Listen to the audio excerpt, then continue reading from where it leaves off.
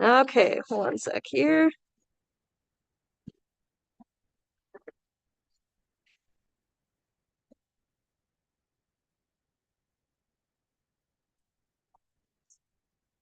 Good evening, everyone, and thank you all for joining us. My name is Alyssa Karpinka, and I'm the event coordinator for McNally Robinson Booksellers in Saskatoon.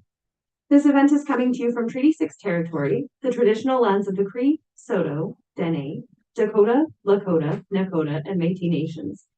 Just to note that this event is being live streamed, so please be aware of the webcam to your right. I'd also like to take a moment to encourage you to silence your phones for the duration of the event.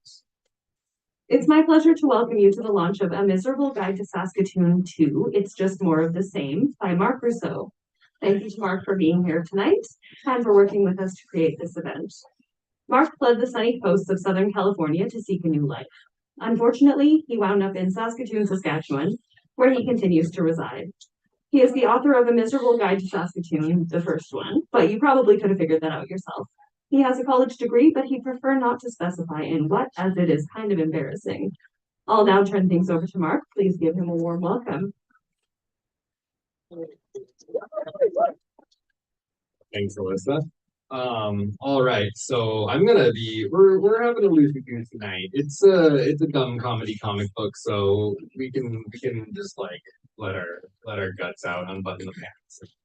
I mean, that's what I'm doing. So, I'm gonna be referring like feverishly to my timeline notes here because I'm out of my element. So my first note here is to thank the crowd. Hey, thanks all for coming here. Yeah, this is your exceptionally valuable time. Like you could have just bought the book, you could have found me, but no, you're all here. You showed up. This is great. And also to thank McNally and Alyssa, especially the events coordinator here. Thank you. Everyone clap. And then my next bullet point here is to actually introduce myself and the book and what it is. So I'm gonna need one of these. So I'm Marc Rousseau, as you heard, and the book tonight here is A Miserable Guide to Saskatoon 2. It's just more of the same. Assuming that most of you have read the first one, it's just called A Miserable Guide to Saskatoon. There's no one or anything. But you don't need to read the first one to know the second one. There's no narrative here. There's no real chronological order. So that's what this is. This is a snarky little comic book about the city that we're all in right now. So you're all gonna have to deal with a couple of they're poems I wrote, but they're gonna be set to music. I don't know how to sing.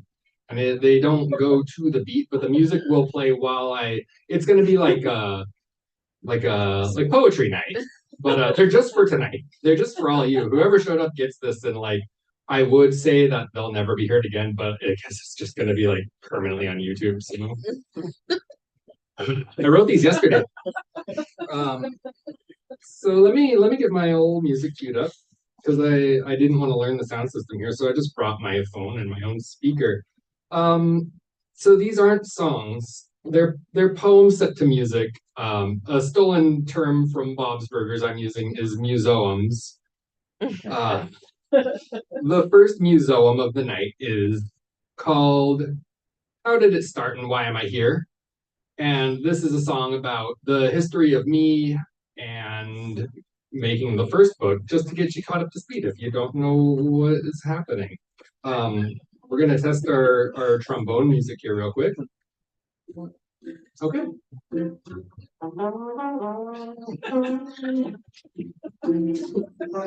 It's fun.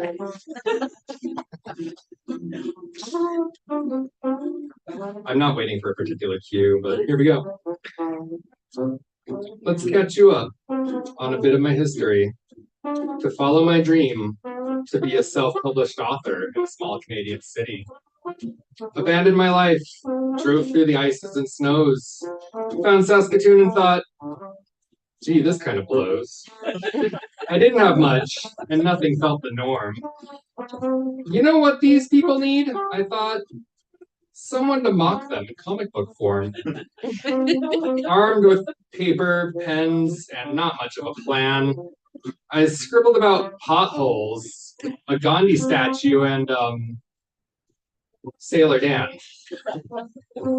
Printed books at home and sold them on the street. Someone put it on the news? Well, wasn't that neat? People here like this. They squawk and they swoon. I guess I live here now, selling a miserable guide to Saskatoon.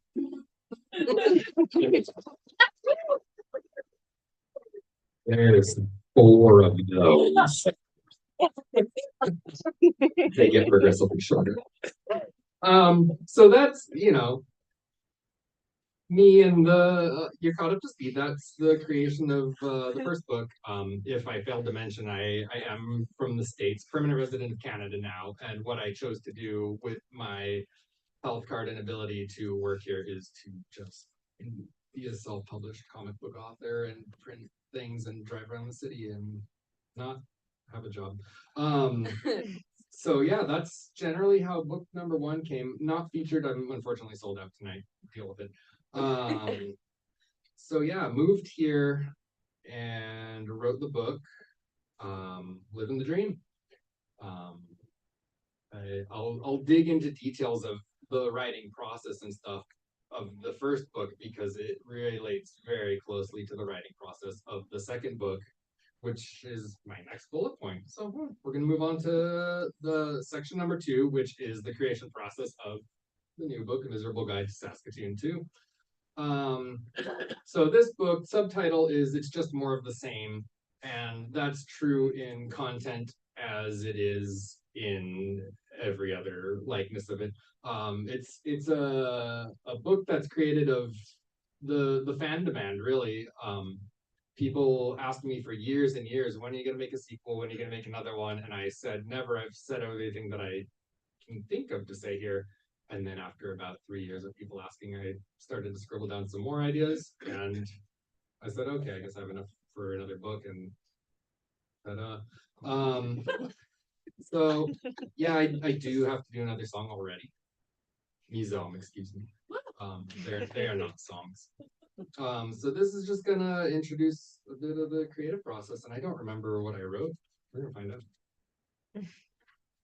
There's a different song, it's not just the trombones.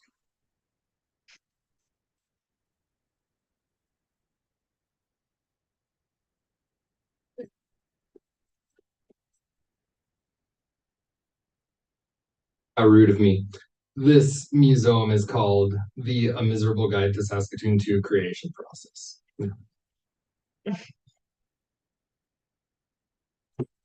Now we can go for it. Yeah, this is the night you showed up for. The people demanded it. Make another book. I'd roll my eyes and say, I've said all I have to say. Look. But the comic was important to them. They thought it so funny. Then I looked around and realized, oh God, I need money. So I got back to drawing and writing. It's all that I know to do. And so began work on The Miserable Guide, book number 2. Dog barks again. Trying to make it special, didn't want to be lame. Making a sequel that's just more of the same. Wait, so much has happened in the last years, and for goodness sake, I forgot to mention the cave and that Tim Hortons snake. I'm not stuck in a rut, just full of ideas. With so many eurekas, ahas, and mamma mia's. Yes, it's the old shtick again, but it's all still sincere. And if you think that it's dumb, you're the silly goose. You showed up here. You got through half of them now. All right. We'll switch over to slightly more sincerity here of the creation process of the new book, which also, if you have questions about the creation process of the first book, it's similar. So starting with the drawings, the covers. I have a lot of fun with the covers, and if I could show you the first one, and if you know what it looks like, the front and the back connect to each other, and if you filled it out, it's one grand sweeping tapestry. The fun of this, I don't know why I grabbed two. Like I wanted to show you the front cover and the back cover, but like one book has both. So the front cover on this one, big old spiral falling out. Ooh, but look to the back, it connects in, spiral coming in. So I have fun with these. And the back and the front covers are a lot of fun just to have any ideas that didn't make the cut for a full page. I just stick them on here somewhere, and that's completely what the back is here. So I hand draw everything, pen and paper. I enjoy that process a lot more than if I did everything digital. Um, I don't know how interesting that is to people, but I think it's worth mentioning. I scan those drawings in, and then any sort of coloring and small edits are done digitally. But that's the whole process of the drawing there. This book's got a bit of a grayscale coloring, so I took a little time to make sure that it had some depth versus the original book is just pure black and white. Scanned them in, and I said that's the day. Um, the only other point to touch on for drawing that I thought might be interesting to cover would be that I love drawing organic things and animals. So you're going to see a lot of animals and plant life in the books. I hate drawing vehicles. So any vehicle you see will just be a side profile. And then if you see any front-facing ones, like ugh, they tried my patience. The writing process. So the book is put in like a loose format. The original book was just haphazard, and then I found some categories for it's like arts and then civics, if you can say that I wrote about that.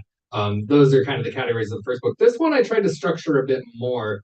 It covers past, present, and future, and then the present is the meat of the book, and that covers 4 seasons of an entire year. So it's I tried to be a little quiet about it, but if you thumb through it, you'll see it go from past to future. Um,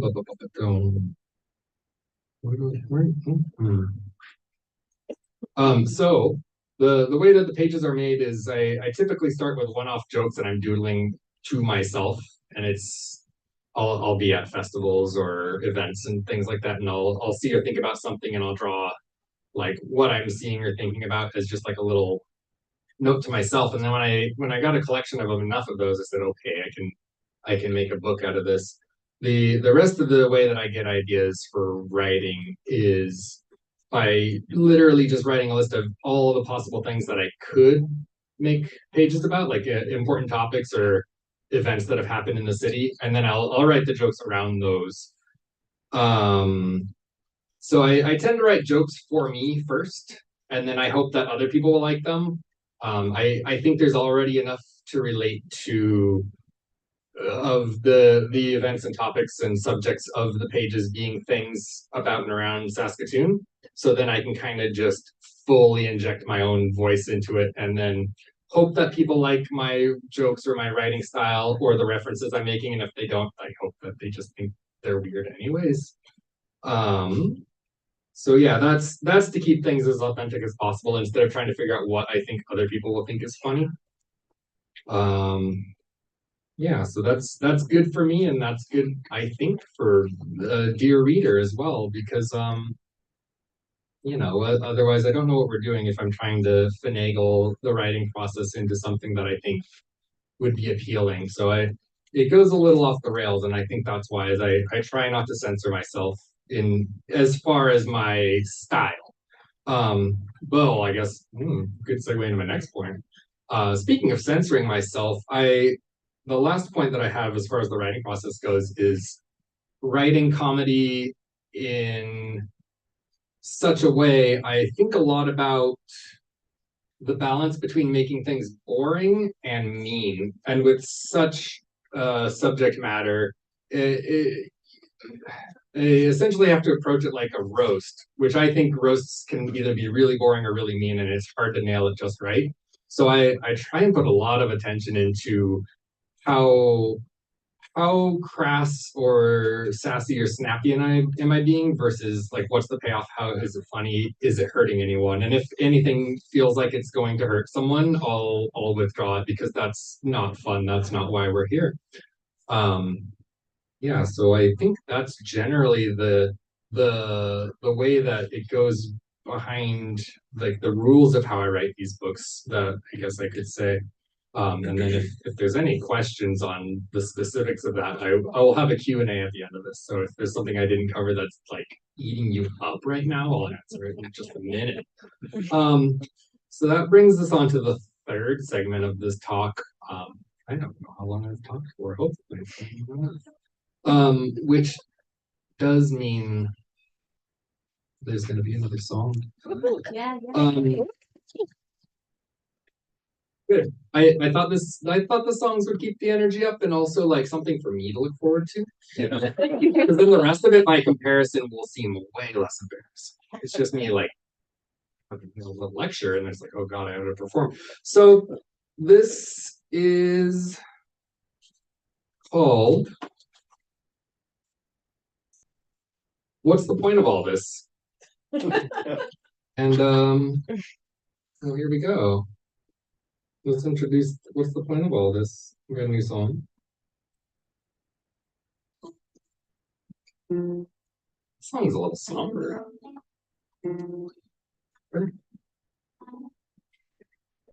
You laugh. It might be really sad.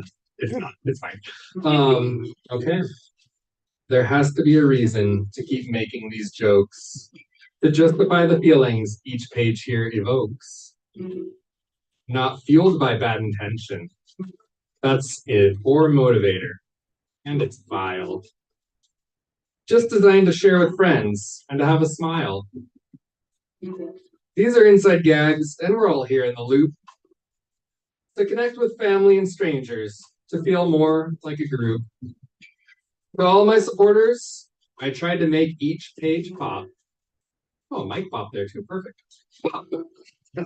And to all my enemies, I'll never stop.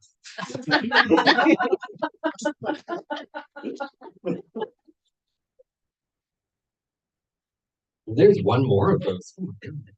All right. So what's the point of all of this? Have a good night. So this is meant to be an inside joke for us, by us. This is a community thing. So I think these are a fun way for everyone who has lived in or visited or knows someone from Saskatoon to get together and have something to talk about, and it's common ground, and it's a goofy little thing. And I think that has proven itself to be effective to the point where people really pushed me to make this second one. And then, I mean, you all showed up, so there's something going on here. Or like they're giving out free brownies after this, in which case I would like some. So that's why I like to keep the books locally printed and locally distributed. I think the magic of it is kind of keeping it narrow and here.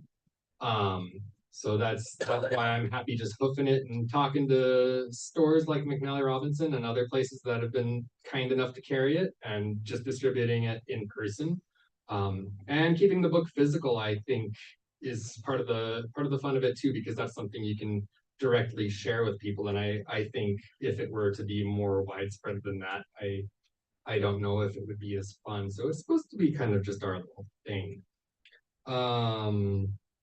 Yeah, so my approach to thinking about all this, and I don't want to get too lofty here, is to zoom. I appreciate when other people just in life in general zoom out on a thing just a little bit and then realize that everything's just kind of stupid and like everything's sort of made up.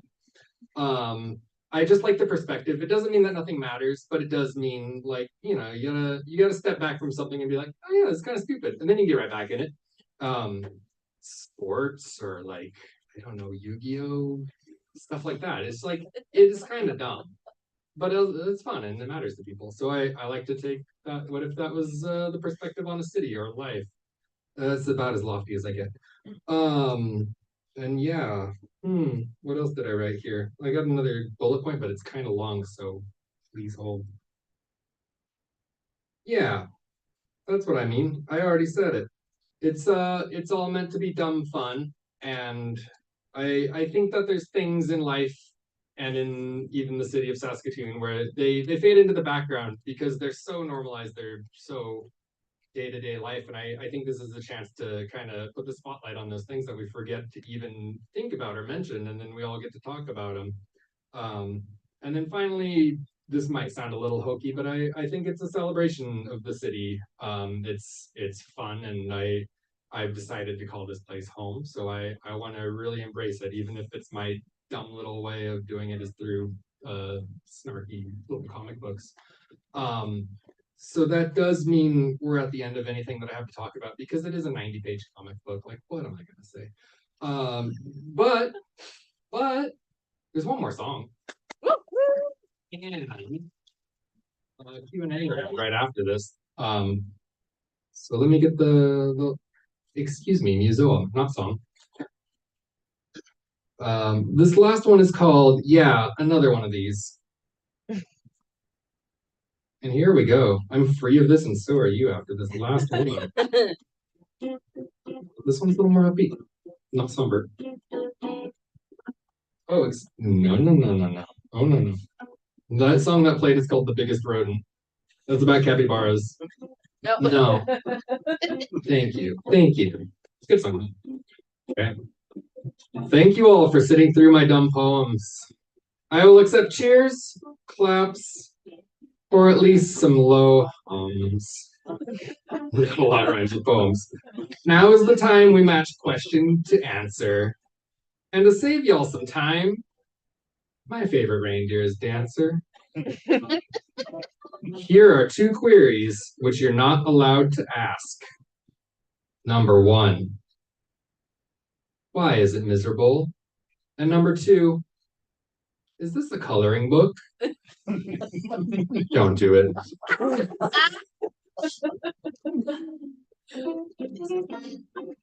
And if you thought this was boring, oh, silly goose, you should have brought a flask.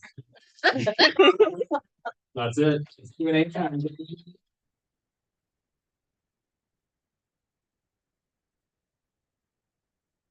All right. So, does anyone have any questions? Yes, you in the front. I don't know you. I have a question. Sure. It's about the Miserable Guide Saskatoon 3. Get out. It wasn't on the restricted list, so I feel like I have a right to ask my question. Yeah, okay. You got me there. So, are there any ideas you have left over that you could share with us? Yeah, one thing I thought about right after I finished this was the little plaza by River Landing where everyone dances. Yeah. That feels like a huge omission. It's not in either book, and it's like as I shipped the PDF off to get printed, I was like, I'm an idiot. I was like running by it. I was like, I missed the big important thing. So that'll make it. I don't know anything jokey to do about it, but like it's got to be there. It should have been on the cover. So there's an easy one. There's a free one. Yeah. What year did you move here? That's a up and down question, but the first time I moved here was 2012. I've been in and out of the city and in and out of the country for a couple of years there. I last moved here in 2019.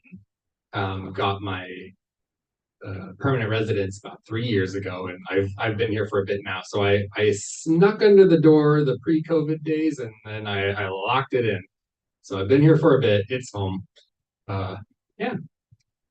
And then you had a question as well? Yeah. Any plan to extend your miserable guide to the entire province? There's material. I've considered it, but I don't think I know enough about Saskatchewan as a province as a whole. I typically just stay in the city. I think I would need some help with that, or I would need someone else to do a lot of the writing. I guess to expand on that, I get asked often if I can do a book for here, there, blank city. Usually Regina's a big pick, or like Swift Current or Prince Albert or Thunder Bay. I'm hoping someone steals my idea and just does it. I'd love for that to happen, but I don't know enough about those places, so I try and keep it as small scale as possible because that's what I know. But it's not out of the question. I think what I would do from here would be to go all the way out to doing one about Canada as a whole. But I think I would need to get in a van and do a road trip across the country for months to a year to really get all the meat of it that I want. Otherwise, I don't think I would do a good enough book. Yes. What do you love about Saskatoon? What do I love about Saskatoon? Love the people, love my friends, love my family here. My favorite thing about the city is the Meewasin Trail. I'm out there all the time. Love summer here. Love that little dancing plaza. It just lights my little day up. Yeah, there's lots to love. Like this and these, whichever way you want to frame it. These books are fueled by love, but it's a little hate fueled love letter. There's nuance in life. So yeah, plenty to love, but those are my go-to answers right now. Would you do? Oh, sorry. How can we get a copy of the first book? Currently I'm sold out right now. It's in a couple of other stores, but McNally Robinson here carries it regularly, and once I get some stock back up, they'll be having it. They'll be carrying it here soon too. But yeah, I'm gonna try and keep that one available as much as I can, but I just sold out. Sorry. And for you? Would you do the opposite side of the spectrum, like the lovely guide of Saskatoon? The sweet lovey-dovey guide for Saskatoon?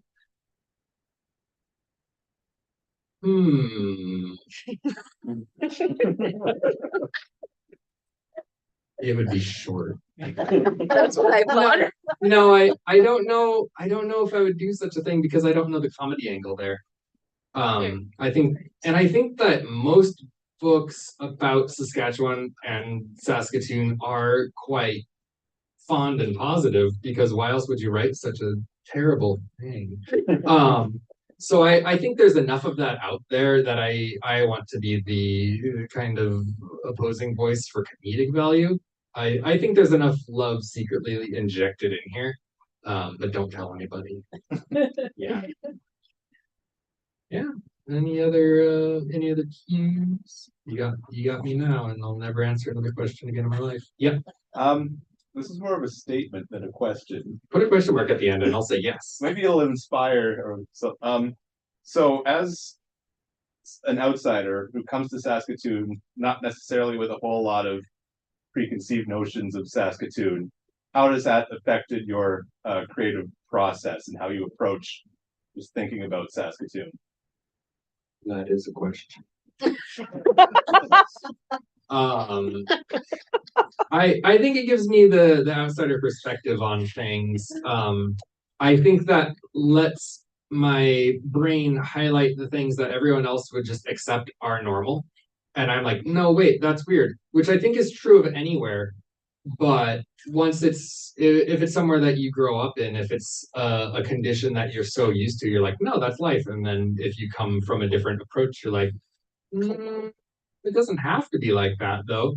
So I think that's my advantage once I got over the disadvantages of it. But you forgot to say, what did you say? I had little perspective? Well, I mean, I guess the way I think about it, What did you say? there's people from like other parts of Canada, you're from Ontario or BC, you have this idea of like what Saskatoon is and what Saskatchewan is from the time you're growing up. But if you're from another country, you like when you were a kid, you probably had never heard of Saskatoon. Oh, I hadn't heard of Saskatchewan until I was like 21. Yeah. I knew it was flat. I stayed at someone's house. I think the first time I heard about it, I saw someone's Rough Riders toothbrush, and I was like, I don't get it. He's like, it's the Rough Riders. It's like, don't be crass. So I didn't know much more than that, and that it was cold. I think I had also been told colder than Mars, so I packed accordingly. Yeah. It has been cold.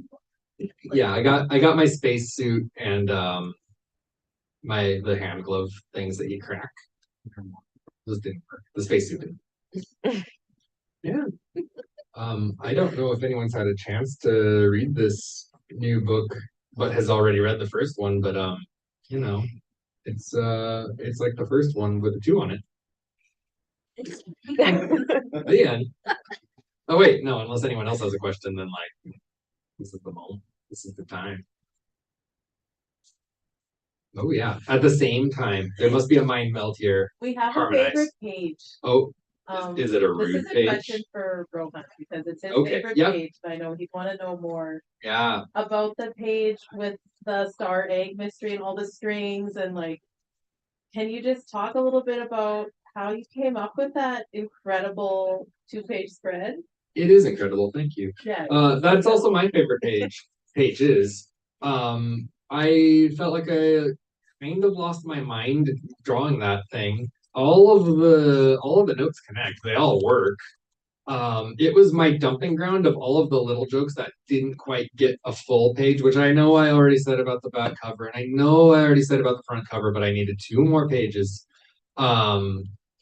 Yeah, I very specifically wanted to make a conspiracy theory 2-spread page, and I very specifically wanted it to be about the star egg, Humpty Dumpty, because I used to work on Quebec Avenue when I first moved here.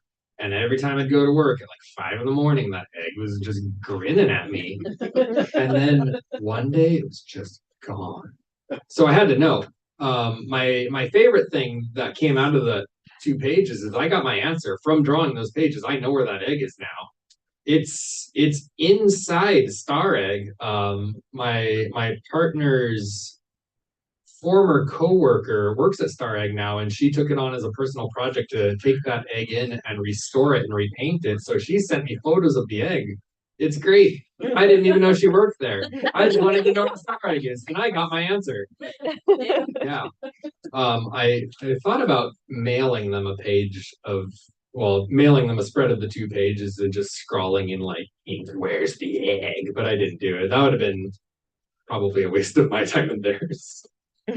But I got my answer, which is kind of incredible, but only us here in this small little room are ever gonna know that such a beautiful little thing happened. Yeah, I know where that egg is. Yes. Appreciating that this is a book of inside jokes. Yeah. Are there any Easter eggs in there that you think might fly under the radar, even to people who are Easter eggs. Yeah. I have one that's coming to mind because a lot of my Easter eggs would be things that aren't Saskatoon related usually. I mean, it's crammed full of Saskatoon things, and like the onus is on you to find and share those things like in full detail on the internet, like make a Wikipedia, like here's the references. So a lot of my references are just things that I think are funny in the moment that I'll stick in there. I'm gonna find it. We're gonna find a specific page real quick. So quick. This is so quick. Let me just slowly thumb through each one. We're gonna get there.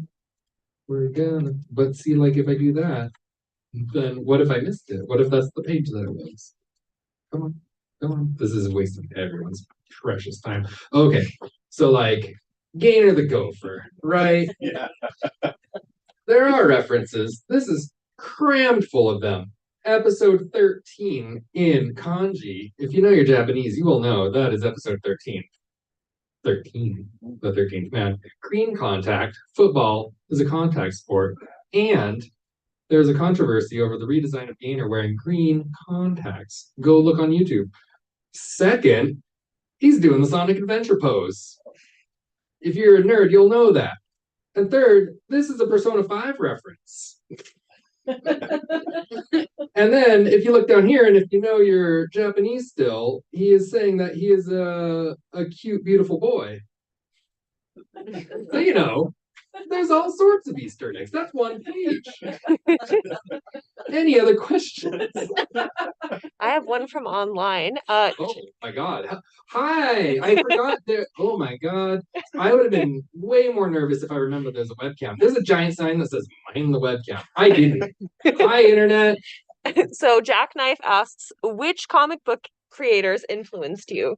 Yeah, good question. Everyone else here in the live audience, bad job. You didn't ask a good question. Thanks, Jack Knight. You saved the day. This was going nowhere until now. Bill Watterson, Calvin and Hobbes, but like, what an easy answer. Like, oh yeah, you like Calvin and Hobbes. Everyone does. Steve Purcell, who created Sam and Max, a weird comic series about a bunny and a dog who just decide to be cops one day and are freelance police. And not quite a comic book, but I think a lot of my humor and art style originally was heavily influenced by there's a I'm forgetting the name of the creator, which is horrible. There's this is a pre-YouTube animated thing that you just would like pass around on CDs to your friend back in the early 2000s.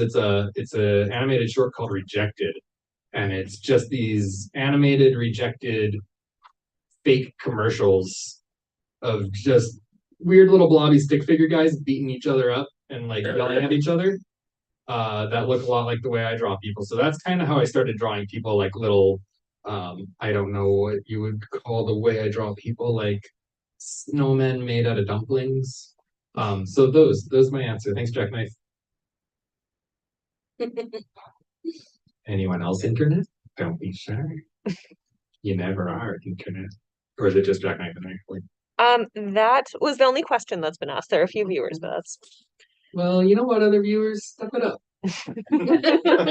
Wait.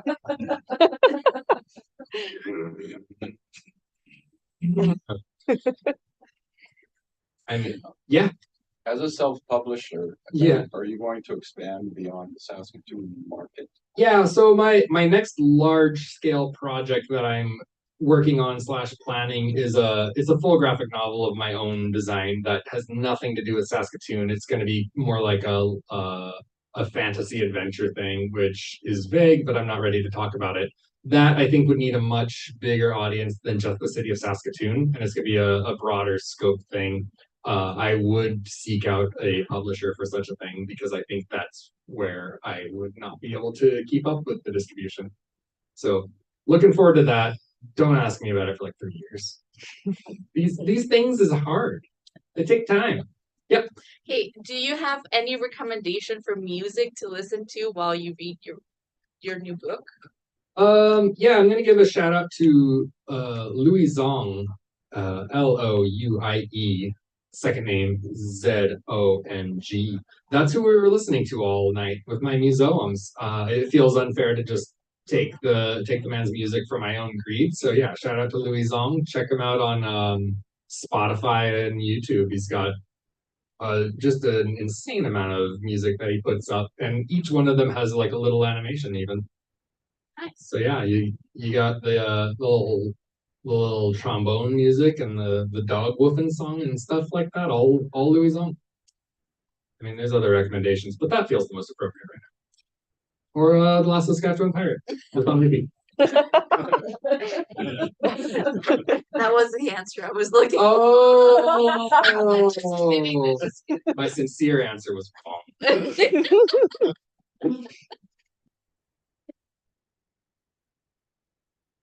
Well, all I hear is crickets. So I appreciate you all coming here. This has been fun. It's been good. I've had a really good time making these books, especially the second one. I've just been chuckling to myself at the desk the whole time, and like even today I was thumbing through it to get ready for this, and I was still laughing at it. So I think I did something right. And if not, I made a book that I like, so I'm happy with that. It's been a great little night here. I appreciate you all, and I appreciate McNally Robinson and Alyssa especially for coordinating all of this. And yeah, that's it. A Miserable Guide to Saskatoon 2. Get it or don't. You do have one more online question. Oh my God, that so anticlimactic. Go ahead. How do you cope with all the fame in Saskatoon? How do you maintain a normal life? It's easy. It's Saskatoon famous. Like, you know. No, it's good. I'll try and be a little more serious about that. Is sometimes people do recognize me or they'll remember me from shows and they'll be like, "Hey, you drew a comic for me like 10 years ago and it's still on my fridge." And I just really appreciate that kind of stuff. If I seem a little curt or standoffish in the moment, it's just because I'm like being shy about it. But I like at the end of the day, I do really like when people say hi to me and say that I've drawn a thing for them that really mattered to them. It's nice. I appreciate it. If you want to give me money though, That feels even sweeter. But otherwise, just a little how do you do is fine. Yeah. That's it. Jackknife, you got another one? I'm signed off. All right. Yeah, I'll break the awkwardness and just say, please clap, and then we can be done.